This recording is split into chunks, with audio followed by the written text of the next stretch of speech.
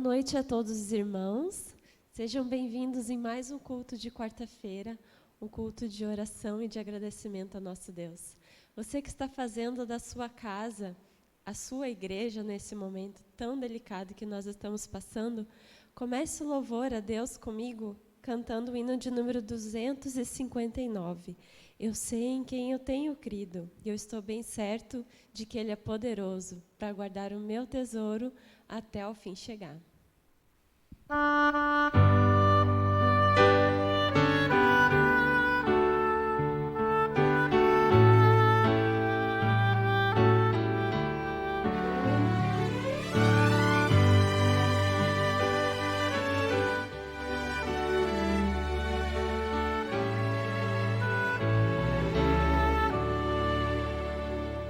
Não sei por que de Deus o amor a mim se revelou. Por qual razão o Salvador pra si me resgatou. Mas eu sei quem tenho crido. Estou bem certo que é poderoso para guardar o meu tesouro até o fim chegar. Não sei o que de mal ou bem aqui enfrentarei. Se maus ou áureos dias vêm, se lutas eu terei. Mas eu sei que tenho crido, estou bem certo que é poderoso para guardar o meu tesouro até o fim chegar. Não sei também o dia em que verei Jesus voltar. Se de manhã, se à tarde vem pra me levar ao lar. Mas eu sei quem tenho crido, estou bem certo que é poderoso para guardar o meu tesouro até o fim chegar. Amém. Que linda promessa nós temos de um Deus que vem nos buscar. Vamos continuar cantando então o hino de número 382. Não ando só, pois Cristo ao lado nós temos.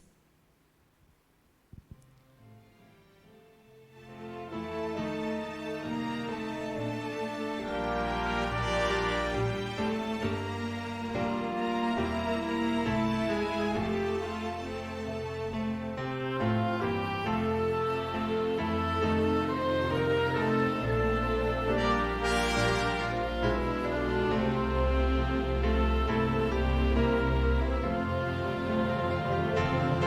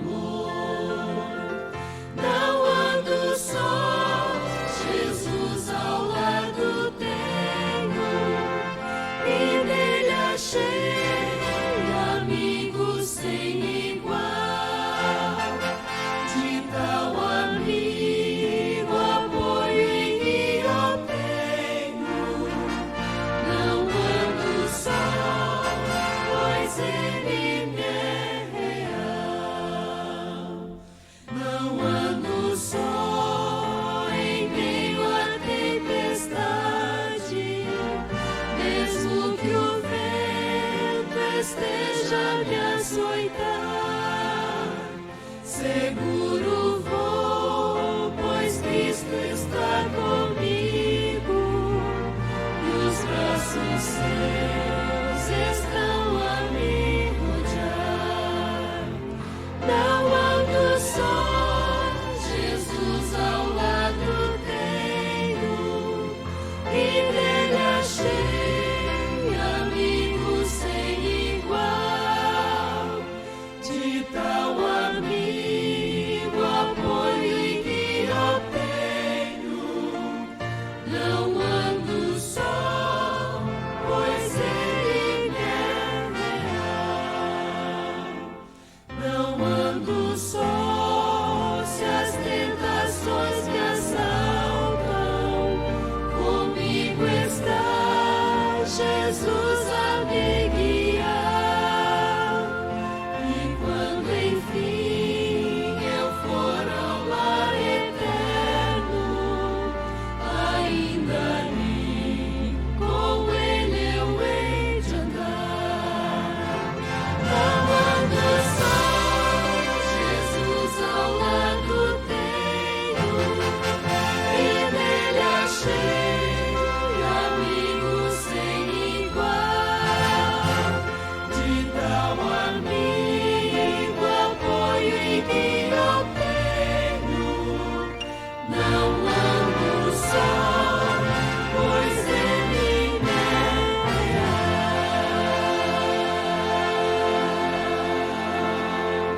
Amém. Que Deus seja louvado.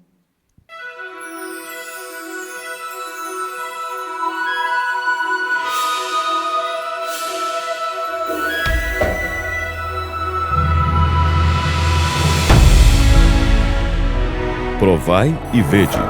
História de hoje. Construindo uma igreja. José dos Reis é adventista do sétimo dia há 30 anos. Ele vive num vilarejo distante, no meio do estado do Pará, cuja cidade mais próxima é Rurópolis. José e sua família eram os únicos adventistas e não havia igreja ali. A nossa vida aqui é que nós vivia isolado, né? Isolado, só tem igreja na Rurópolis. E aí a gente não tinha condição de ir todo sábado para a igreja lá. Aí eu achei por bem construir uma igreja aqui.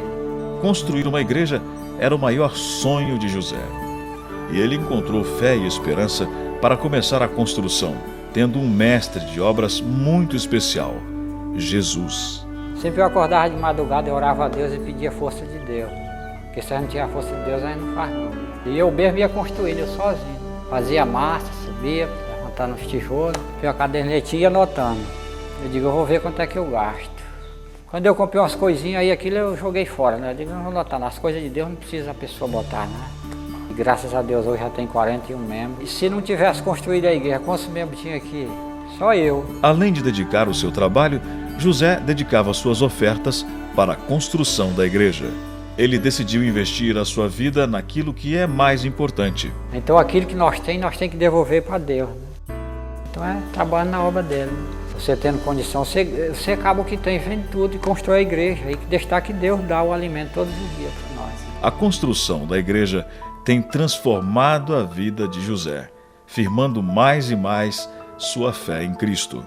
Porém, essa transformação não ficou restrita à vida de José, mas transformou a vida de todos naquela região. E aí, se a gente não tivesse feito, como era que estava? Como era que estava a minha vida? Você já pensou você morar numa vila dessa? Você ser um crente adventista para não ter uma igreja adventista? Diante da necessidade de ter uma igreja onde adorar a Deus, José preferiu enfrentar as dificuldades em vez de deixar sua fé esmorecer. Ele sabia que Deus iria aprovar sua escolha e colocá-lo em primeiro lugar, dando-lhe forças, capacidade e êxito ao levar a mensagem de salvação aos seus vizinhos. O que a gente adverte é que a gente está vendo hoje o sinal que está vindo aí, que a vida de Jesus está vindo aí. A gente abre a televisão aí, só vê só miséria, só vê choro, só tudo. E esses bens vai ficar para quê? José guardou seu tesouro no céu e não se arrepende de sua escolha. E você? Adoremos agora ao Senhor com os dízimos e as ofertas, demonstrando nosso reconhecimento e gratidão.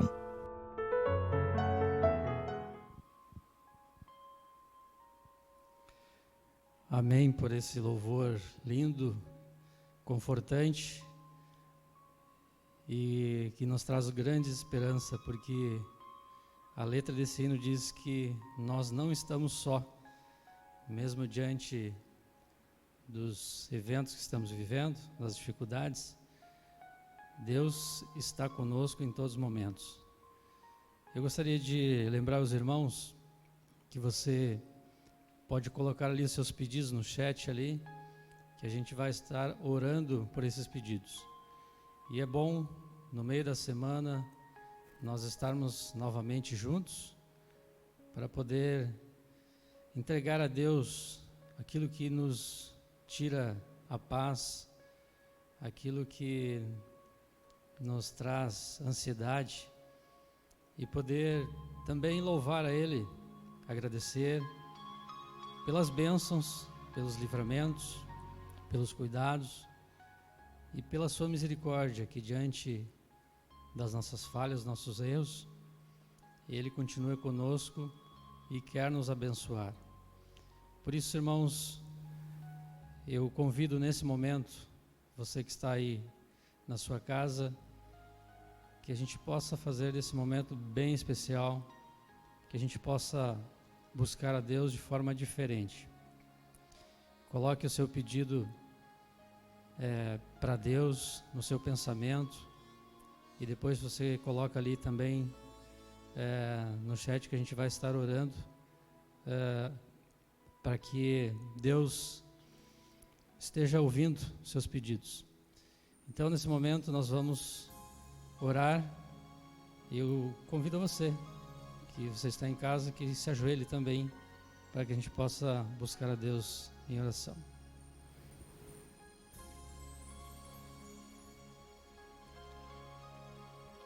Santo e eterno Deus, nós louvamos o Teu nome, Senhor, porque o Senhor, mais uma vez, nos dá a oportunidade de estar na Tua casa, estar juntos, unidos, Te buscando, Te adorando, agradecendo, Senhor, a Ti, porque mais um dia a Sua misericórdia se renovou na nossa vida, e nós podemos ver, Pai, mesmo diante das dificuldades, a Sua mão.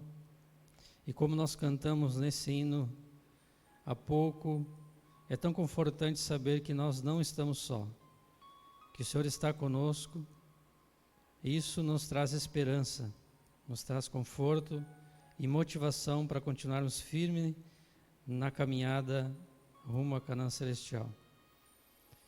Peço a Ti, Senhor, nesse momento, uma bênção especial a todos aqueles que estão nos acompanhando e aqueles que ainda vão assistir esse culto.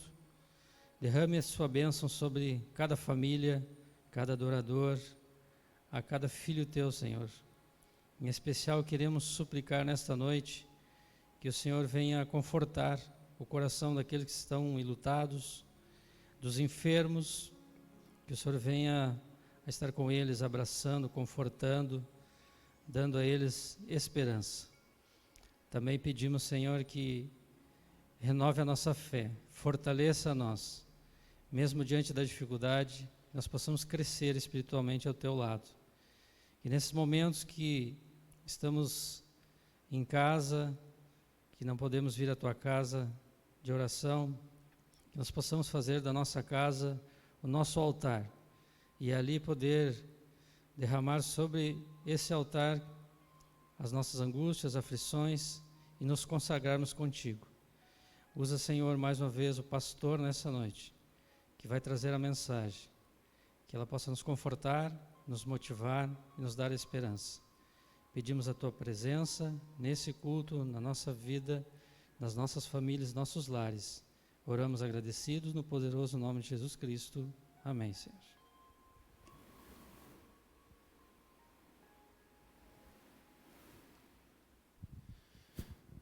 Uma boa noite, amigos, que Deus abençoe a cada um de vocês neste momento que exige muito cuidado nosso, né? Nós precisamos estar atentos a esse vírus que está por aí, e creio que você está se cuidando também, evitando ao máximo sair de casa, sair somente quando necessário, porque nesse período em que nós estamos, é o período que nós mais temos que cuidar. Que cuidado que a gente teve lá em março do ano passado, é o cuidado que a gente tem que ter agora, tá bom? Então, evitem ao máximo sair de casa. Se for sair, use máscara obrigatoriamente onde você estiver, porque o uso de máscara, apesar de não terem estudos, tem mostrado que muitas pessoas que estão usando máscaras, elas não têm ficado doentes. Agora, minha cunhada, ela se contaminou também.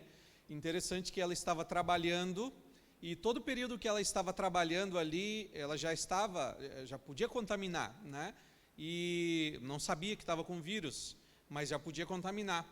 E no trabalho dela, ninguém pegou o vírus. Mas quando ela foi almoçar na casa de alguns amigos ali, não sabia ainda que estava com vírus, ali tirou a máscara e todos à mesa se infectaram também. Então a gente percebe que o uso de máscara é essencial. Então, se você for sair, use máscara e evite qualquer problema, tá bom? Também cuide aí, tome remédios, né? Alguns remédios aí para você poder manter o seu sistema imunológico forte, já vá fazendo, tá bom? Já vá cuidando da sua saúde desde agora. Nós vamos estudar então hoje a história dessa mulher que eu poderia dizer que é a primeira cristã. Talvez nós poderíamos considerar ela ali como a primeira pessoa após a ressurreição de Jesus que sai a pregar o Evangelho. E eu gostaria de falar com vocês hoje justamente a respeito de Maria Madalena. Abra sua Bíblia no livro de João, no capítulo 20. João, capítulo 20, versos 1 até o verso 18. Vamos ler juntos. João 20, verso 1 a 18. No primeiro dia da semana, Maria Madalena foi ao sepulcro de madrugada, sendo ainda escuro, e viu que a pedra estava revolvida. Então correu e foi ter com Simão Pedro e com o outro discípulo a quem Jesus amava. E disse-lhes: tiraram do sepulcro o Senhor, e não sabemos onde o puseram. Saiu, pois, Pedro e o outro discípulo e foram ao sepulcro.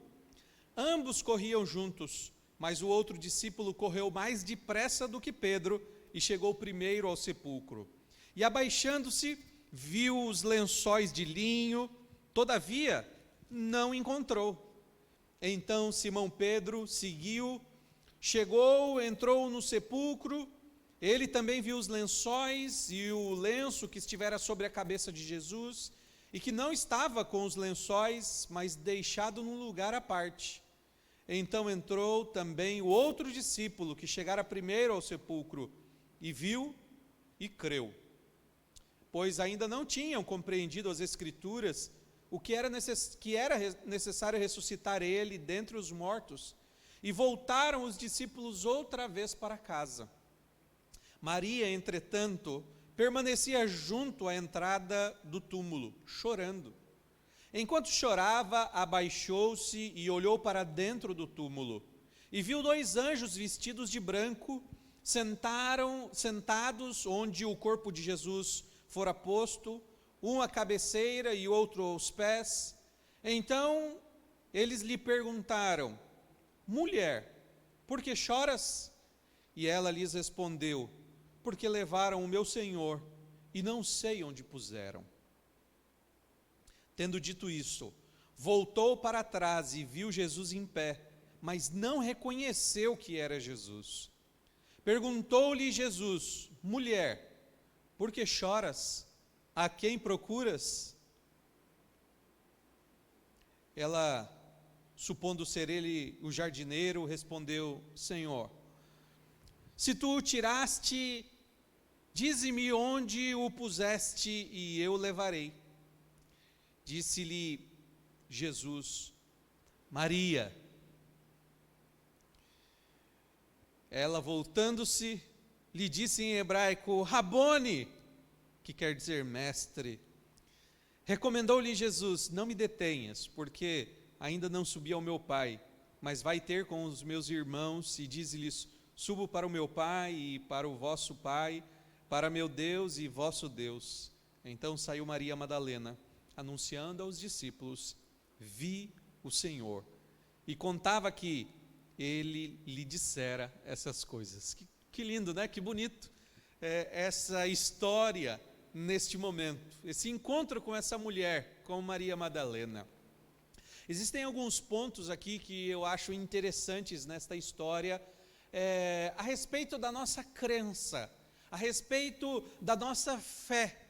E é justamente isso que eu queria falar com vocês, a respeito de fé e como ela precisa estar baseado na razão. Porque a fé, às vezes, é impossível de explicar, mas ela precisa ser racional também, mesmo quando seja impossível de explicar. Eu não estou dizendo que nós não podemos ter fé, que é impossível ter fé, não é isso.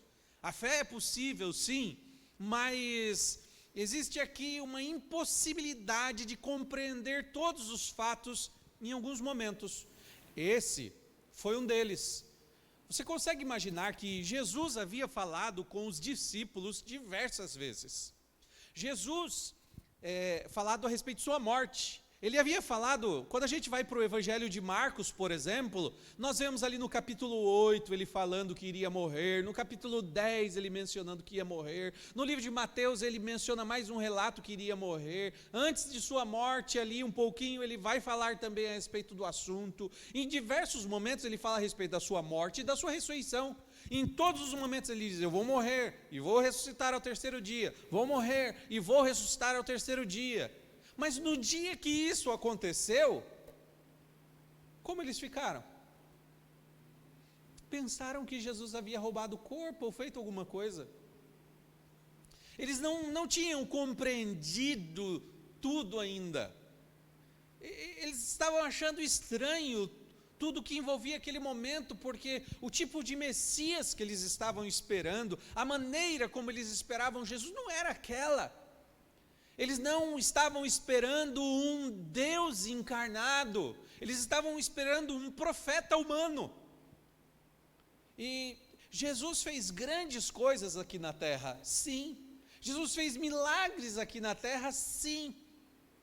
Mas ninguém conseguiria imaginar a ressurreição. Era algo que sequer passava pela cabeça deles, a ressurreição. Como ele poderia ressuscitar? Veja que os gregos não criam na ressurreição, os romanos muito menos, não se falava em ressurreição. Entre os judeus nós vemos na própria Bíblia debates falando a respeito da ressurreição. A gente vê os saduceus crendo de uma maneira, os fariseus crendo de outra maneira nas escrituras sagradas a respeito da ressurreição. No próprio início da fé cristã, que nós chamamos de os pais da igreja, eles também tiveram uma compreensão errada a respeito da ressurreição de Jesus, aonde eles viam que Jesus era um espírito e ele não podia ser tocado. Aliás, algumas mudanças que aconteceram nas escrituras sagradas foi justamente para tentar preservar o fato de que Jesus era de carne e osso, não era simplesmente um espírito andando por aí, como o arianismo mencionava ali no começo. Interessante que essa ideia da ressurreição era muito difícil de se compreender. Para os discípulos em especial, era muito difícil de se compreender esta ideia de Jesus ressuscitando. Como ele poderia ressuscitar? Como isso iria acontecer? Se havia uma descrença geral a respeito do tema. Então você consegue perceber aqui que a ideia da ressurreição era quase impossível? E mesmo após Jesus tendo falado diversas vezes que ele ressuscitaria, antes de sua morte ele falava essas coisas, mesmo falando antes de sua morte, eles não conseguiam perceber o tema, porque nem passava na mente deles uma ideia sequer a respeito de como seria essa ressurreição. E aí acontece então que nós vemos Maria Madalena indo para o sepulcro ali de madrugada, e percebendo que a pedra já havia sido rolada, a primeira coisa que ela imaginou foi: roubaram o corpo de Jesus, né? Roubaram o corpo de Jesus. E ela então sai correndo para poder falar ali para os discípulos. E Pedro e João saem correndo para o sepulcro. Eu acho engraçada essa cena aqui, porque a Bíblia diz que Pedro sai primeiro, mas é João que chega primeiro, né? Eu imagino que Pedro devia ser meio gordinho, e por isso ele acaba sendo ultrapassado por João ali, que fica observando tudo de fora. Fica olhando tudo, o que está acontecendo, a pedra rolada. Ele olha para o outro lado ali e vê o pano dobradinho, onde Jesus havia ressuscitado. Ele observa tudo aquilo. E agora eu vejo Pedro passando, trombando nele, entrando, pegando das coisas, observando. E João, a Bíblia diz que ele dá mais um passo à frente. E quando ele dá aquele passo à frente, então ele toma as suas conclusões. Por que João tomou a sua conclusão? Porque era claro o que estava acontecendo ali. Imagina que se tivessem roubado o corpo de Jesus, se os romanos tivessem roubado o corpo de Jesus, o pano não estaria lá dobradinho e organizado as coisas. Eles teriam levado e as coisas estariam bagunçadas ali. Eles ficaram pensando: se os judeus tivessem feito alguma coisa, a pedra deveria ter sido rolada para ali, e soldados romanos deveriam ter vindo aqui, então não era muito possível que os judeus tivessem conseguido fazer aquilo. Por isso que quando João ele entra e fala: só tem uma possibilidade, ele analisa tudo e percebe: só tem uma possibilidade para isso. Ele olha lá para dentro e fala: ele ressuscitou. Porque ele percebeu que aquilo que estava acontecendo, apenas Jesus poderia ter feito. Apenas com Jesus poderia acontecer. E somente se ele tivesse ressuscitado. E aí os discípulos voltam e vão contando a respeito disso também, a respeito desta ressurreição. Porém, nós vemos agora o dilema de Maria Madalena. Mesmo após ouvindo falar da ressurreição, ela ainda não cria. Ela ainda não conseguia compreender a ressurreição de Jesus. Como ele poderia ter ressuscitado? Levaram o corpo de Jesus. Para ela, essa era a única possibilidade. É difícil quando nós olhamos para as coisas e nós não vemos uma outra possibilidade, né? A gente não consegue imaginar o que pode acontecer ou o que poderia ter ocorrido. Quando nós olhamos para algo e parece que só tem um caminho, é difícil realmente de se compreender. A fé cristã, nós precisamos tomar muito cuidado com ela, para não tornar simplesmente a fé cristã um misticismo geral, e quando nós somos postos à prova, nós falhamos em pensar de maneira espiritual nas coisas, que foi o caso de Maria. Maria, nesse momento, ela não conseguia ver o óbvio que estava escrito na Bíblia, ela não conseguia ver, ela simplesmente não imaginava que aquilo poderia ter ocorrido, porque ela ignorava essa parte espiritual, era algo demais para ela. Às vezes acontece isso com a gente também. Imagina se tivesse acontecido hoje isso, e alguém tivesse dito: olha, fulano ressuscitou. Mas como assim ressuscitou? Eu preciso ver, eu preciso ir lá, porque ainda para nós hoje é difícil crer em algo assim. Eu preciso ver para eu poder crer. Aliás, esse é um ditado comum, né? Tenho que ver para crer. Tem um grande problema nessa ideia do ver para crer, porque você se basear apenas nas coisas que vê, acho que falei de Tomé há um tempo atrás, né? Você não consegue desenvolver a sua fé. se simplesmente tocar nas coisas para poder acreditar. A fé, ela se desenvolve quando nós cremos em coisas que nós não vemos, porém podemos provar. Foi o caso de João. João olhava para aquilo, ele não conseguia entender, ainda impossível na cabeça dos discípulos compreender a ressurreição, mas por todas as evidências, ele chega à conclusão: ele ressuscitou. Você consegue perceber a fé agindo junto com a razão nesta hora? E a fé vai assim. Nós vemos no relato seguinte a este, justamente falando a respeito de Tomé, porque o livro de João, ele vai terminar no verso 30 aqui deste capítulo, simplesmente para fazer com que as pessoas pudessem crer em Jesus Cristo. Era essa a ideia de João ao escrever o livro, levar as pessoas a crer que Jesus Cristo é o Filho de Deus.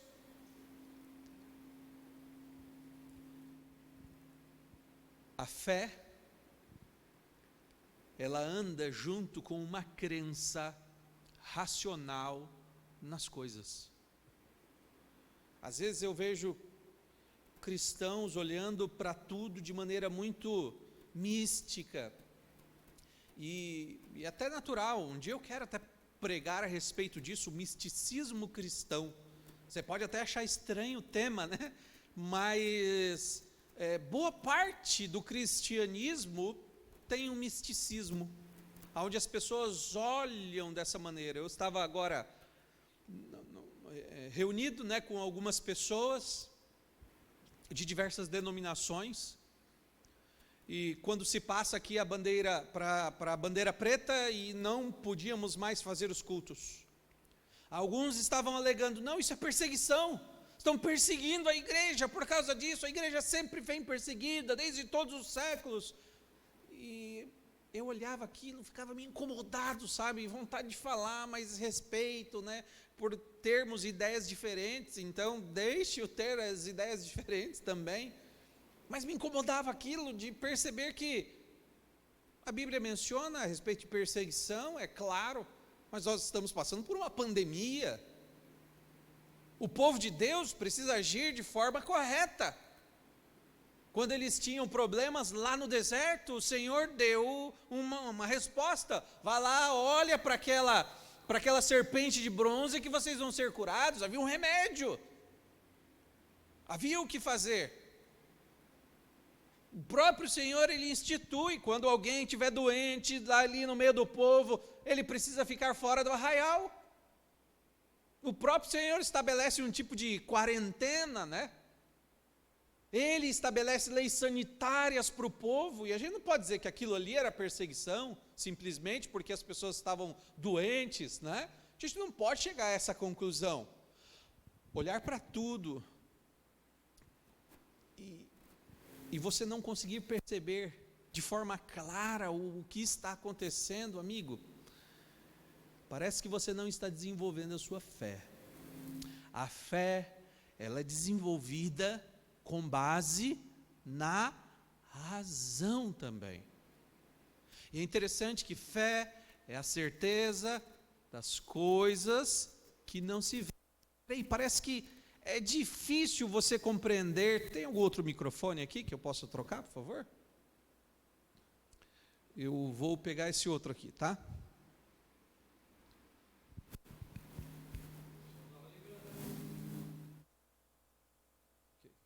Som. Aquele ali estava meio dando problema.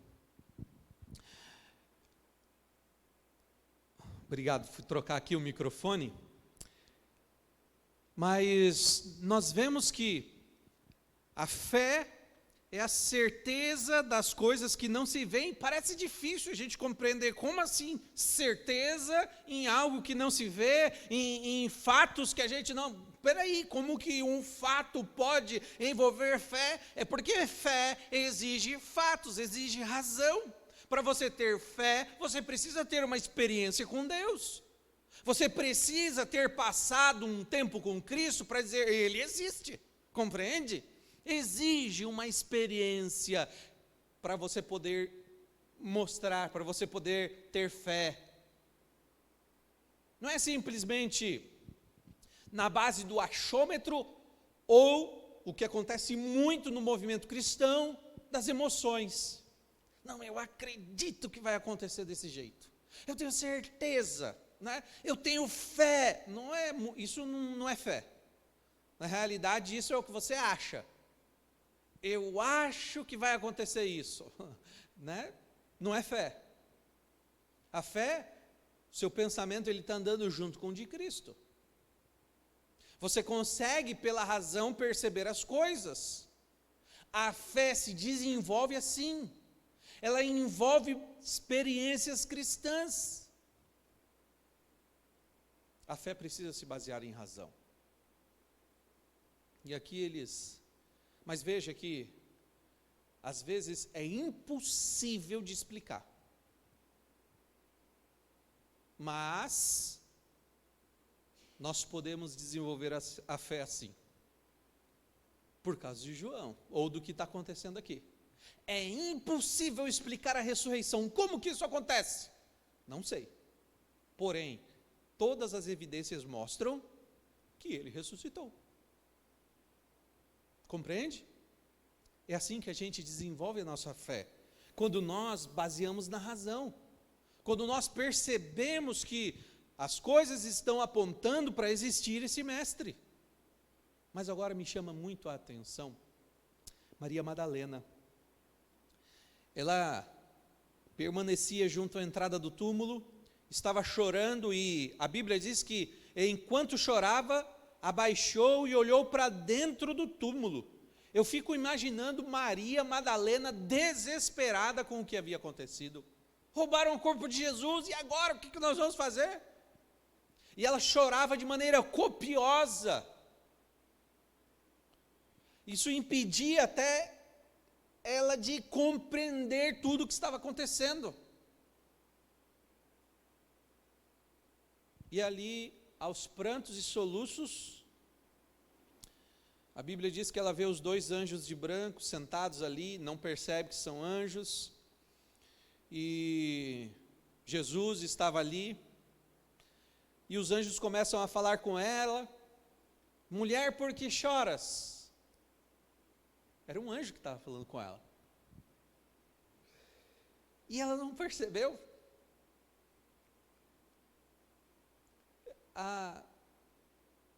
Ela não conseguia olhar para as coisas que faziam sentido simplesmente.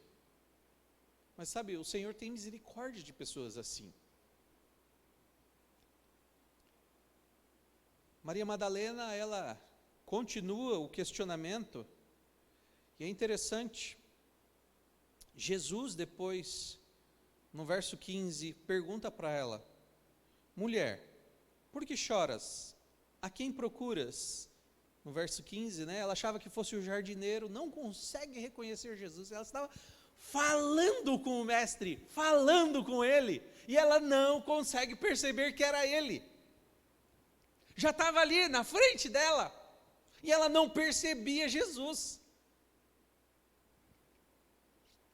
A gente pode, às vezes, olhar para Maria Madalena e falar: mas como pode ter feito isso? Jesus estava à frente dela, né? Mas nós falhamos assim também, às vezes, queridos.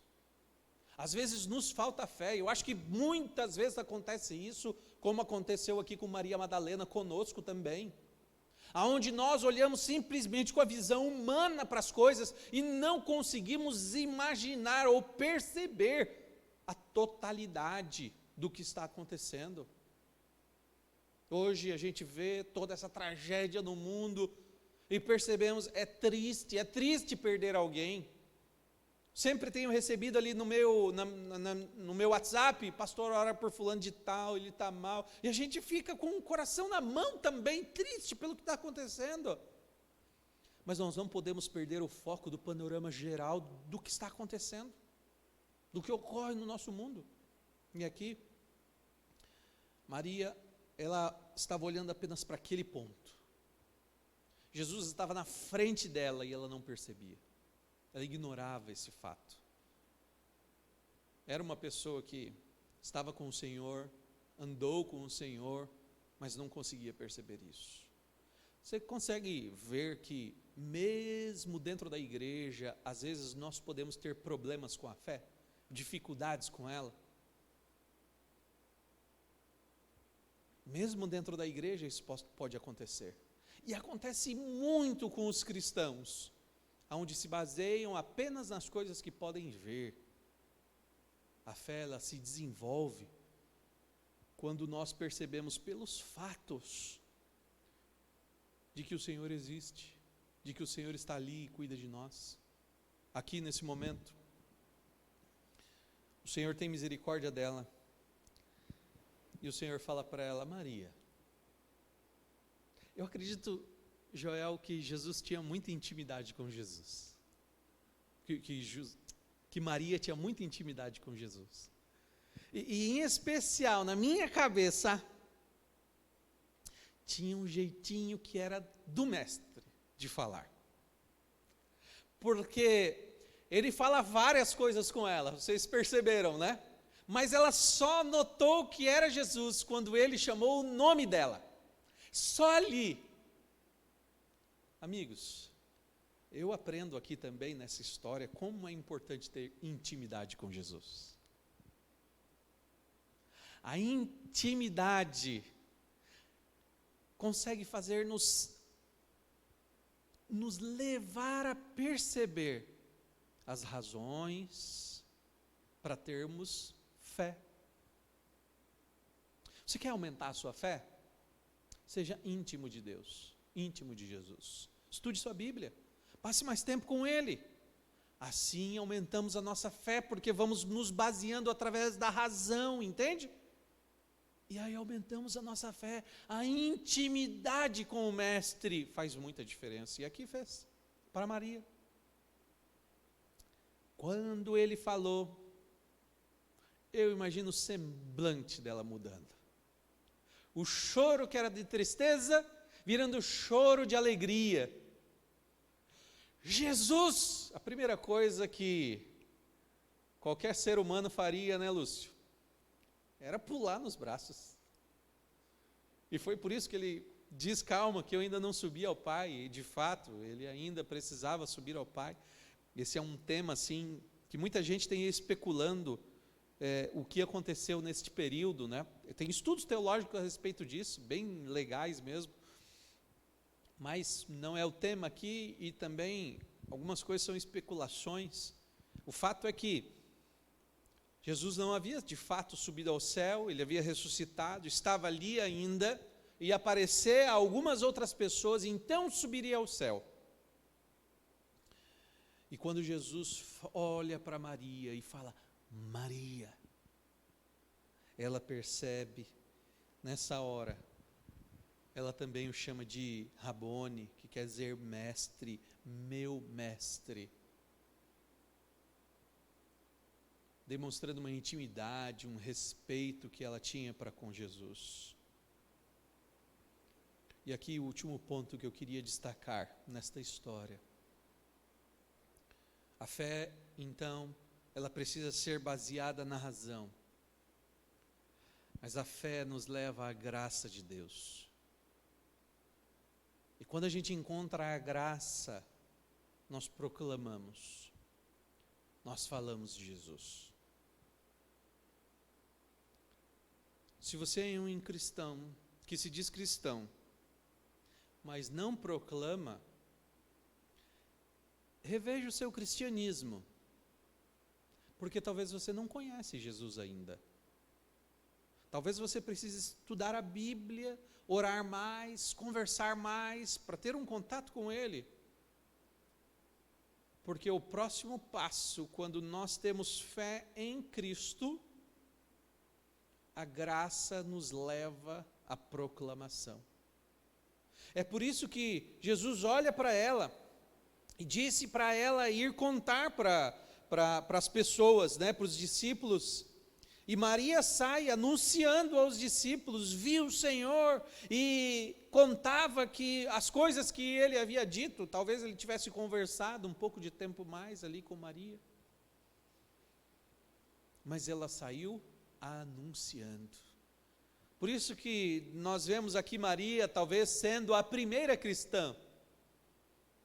Porque após a morte de Jesus, ela é a primeira a sair proclamando. E como cristãos, nos dias em que nós estamos vivendo, é nossa responsabilidade proclamar também. Sair e falar desse Jesus maravilhoso às outras pessoas. Amigo, hoje o chamado que Deus está fazendo para você e para mim é de se renovar. Porque eu sei que no tempo em que nós estamos vivendo é meio complicado, não é? De proclamar. Como eu vou falar? Tem um jeito fácil de proclamar. Entrando em contato com Jesus. Quando você conversar com Jesus, quando você tiver uma comunhão com Ele, quando você tiver intimidade com o Mestre, Ele vai dizer o que você tem que falar, para quem falar, como falar, Ele vai te orientar. Eu sei que é meio complicado, mas a gente pode dar estudo bíblico via WhatsApp. Nós temos pessoas da nossa igreja que foram batizados através do WhatsApp. Receberam estudos completos por ali e desceram as águas. E o evangelismo hoje tem acontecido dessa maneira, visitas de forma online. Eu sei que o presencial é melhor, eu sei que o abraço é melhor, eu sei que estar junto com a pessoa é melhor. Mas nós precisamos nos reformular hoje, porque somos cristãos. Nós proclamamos, nós evangelizamos. O mundo pode estar um caos, mas continuamos pregando e vai ser assim. Não espere melhorar, não espere. Você, que é adventista há bastante tempo, sabe o momento em que a gente está vivendo. Portanto, você sabe que daqui para frente vão piorar. Então, proclame mesmo assim. Se renove, repense, se recicle, para nós continuarmos sendo cristãos em um mundo em crise, proclamando o Evangelho quando está tudo um caos, mostrando esperança quando muitos não estão mais vendo a esperança, estão cegos e não conseguem perceber o Jesus maravilhoso que está às portas, voltando. Você tem essa esperança. Proclame, fale desse Jesus. Talvez seja um momento de você buscar ao Senhor também, para que através da intimidade o Senhor lhe mostre para onde ir. Mas busque, aumente a sua fé, estudando a palavra de Deus, para ter razões para as suas crenças. Feche seus olhos, pense em Deus, vamos falar com Ele. Senhor nosso Deus e Pai Todo-Poderoso, obrigado por Tua misericórdia, porque às vezes nos falta fé e o Senhor age com carinho para nós, para conosco. Foi com Maria. Maria não conseguia perceber o que estava claramente à sua frente, mas com carinho o Senhor olha para ela e a chama pelo nome que era algo conhecido dela. Ela sabia que só podia ser o Senhor. E então ela percebe e proclama. Se existe porventura algum cristão, Pai, hoje, que está nessa condição de Maria, que não consegue perceber tudo o que está acontecendo, por favor, Pai, que através da intimidade com Cristo, com o Senhor, nós possamos perceber que o Senhor é quem está às portas. E nós então possamos sair enchendo os nossos pulmões a todo vapor, pregando o Evangelho, anunciando e proclamando que o nosso Messias voltou para nos buscar. Dá-nos a Tua paz, guia a nossa vida agora, fica conosco. É o que nós te oramos em nome de Jesus. Amém.